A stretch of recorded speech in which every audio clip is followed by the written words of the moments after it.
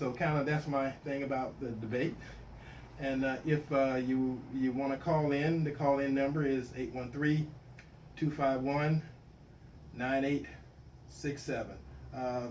We have, last week we had one of our older members from the time which we started Push Talk Radio. Much older. Willie Lawson was here. Was here on the air. What kind of sign language is that? And the other person that was a part of that whole Push Talk scenario that's kind of been around for the last 5 years is Gabriel Phillips. So we'll let Gabriel, pop in here for about a minute or two, kind of tell some of his concerns and stuff, and then we'll get right to our candidates. Gabriel. Thank you. Hello there, beautiful Tampa. Right into this mic. How many fingers you something like that? Anyway, this is Gabriel, just coming to you live from WTMP.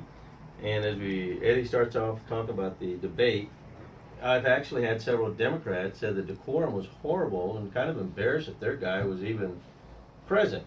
The way he handled himself so poorly, not even allow the other side to get a point in. Gabriel's Hispanic also. Exactly. I'm the Hispanic part of this, and Eddie is not. He's the black side, so I just wanted to clarify that. So we are, quote, minorities. Oh, wait a minute. That's why the Democrats want our vote, isn't it? It's that 4-year time again. Right. I keep forgetting that. Got to have their tokens. Anyway, so with that said, Pope Francis, you talked about the abortion thing with Cain, or it being brought up in the debate. Pope Francis labels Hillary's running mate, Tim Kaine, a violent Catholic politician. That was August the 3rd, and who would know better than the Pope, I guess, on that kind of stuff, because Mr. Tim Kaine is very adamant about criminals not being executed, but he's okay with babies being executed. How does that work? I don't know. It's kind of like that Black Lives Matter thing. Anyway, it's peculiar, but whatever. If the Pope says so, I'm on board with that one. But the debate was pretty horrific as we were watching it, thinking, well, we'll get two separate ideas.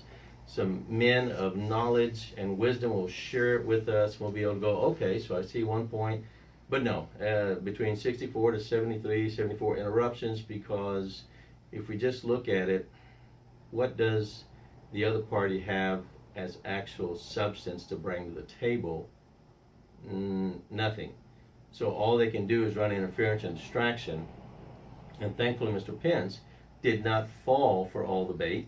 There was constantly he was being slapped with, as he was continually being interrupted. He was trying to just prove a point, and as we look at the facts he was putting out there, they were just facts.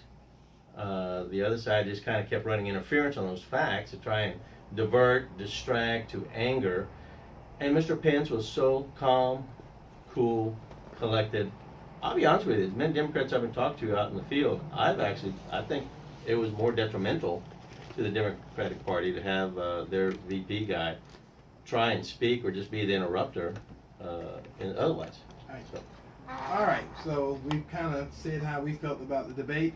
We're going to move on. At this point in time, we're going to hear from the Republican candidate for Tampa City Council. His name is Jim Davison. Jim.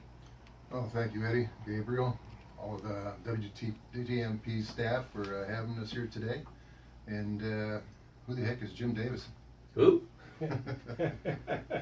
Jim Davison's a 62-year-old white guy, ER physician who lives in New Tampa. Lived there for 23 years, raised 4 kids in New Tampa, and those children are now raising my grandchildren in New Tampa. Awesome. And so I am vested in what goes on in District 7. And there's a whole lot of issues. The listeners out there know the issues that are close to their heart, whether it's crime, code enforcement, job opportunities, education, whether it's a neighborhood community center for our children, whether it's policing, whether it's community interactions. One thing we all have in common is our taxes.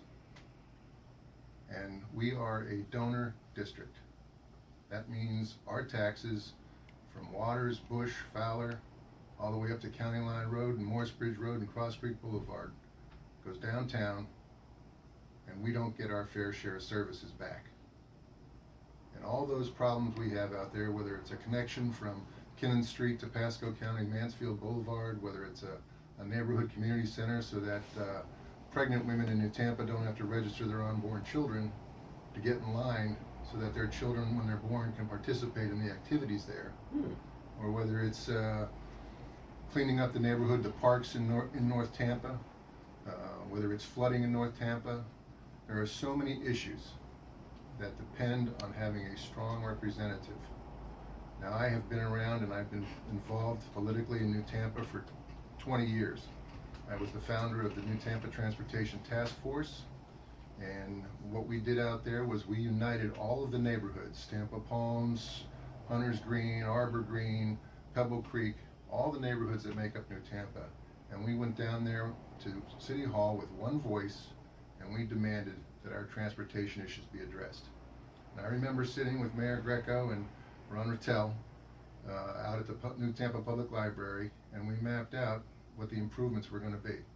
And that's how Cross Creek Boulevard got attached to Morse Bridge Road. That's how the bridge got scheduled to be put over I-75 from West Meadows into Tampa Palms. That's how Bruce B. Downs got the attention and the focus to be widened. That's how the flyover got put in. So there's so many things that we can do if we unite as a people. And that's what I do. I'm an ER physician. I've been dealing with people's problems all my life. I enjoy it. I enjoy helping people. And I'm good at it. My latest endeavor was everyone listening to this in District 7. We, myself and a few other people, helped the county commissioners stop an unjust half-cent sales tax for transportation, in quotes. It really wasn't for transportation. And that saved everyone in District 7 money. It was a regressive tax, and it wasn't being put where it was supposed to be or what it was said to be. So we were successful in doing that, and I'm the only one of the 6 candidates that has been able to stop government from taxing the people. I have the only candidate that has brought transportation improvements to District 7. And as we continue and go down through this, that's exactly what I plan on doing.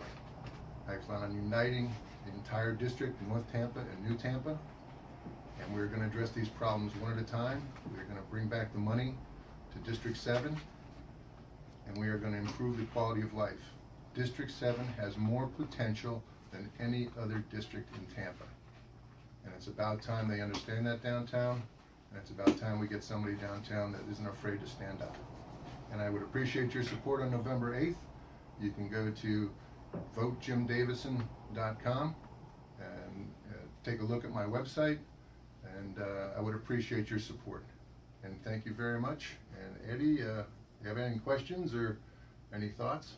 Well, you have the listening audience of WTMP is different from most of the other radio stations in the area because it's basically targeting the black community. So as everyone is aware of now, black votes matter. So what do you bring that would entice them to vote for you? That's a good question.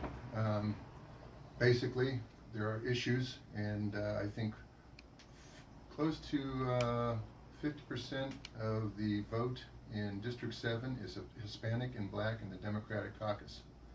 And there are many things that we share. It's not just these aren't black taxes, these aren't white taxes, these aren't Hispanic taxes, these are our taxes. Right. And that's what we want to bring back. Job opportunities. I was at a workshop the other day for the Innovation Alliance around Fowler Avenue, and it was one of my ideas that the USF establishment has to blend itself out into the community to make itself more involved with the community so that the community can benefit from the presence of USF being there, both culturally, socially, and economically.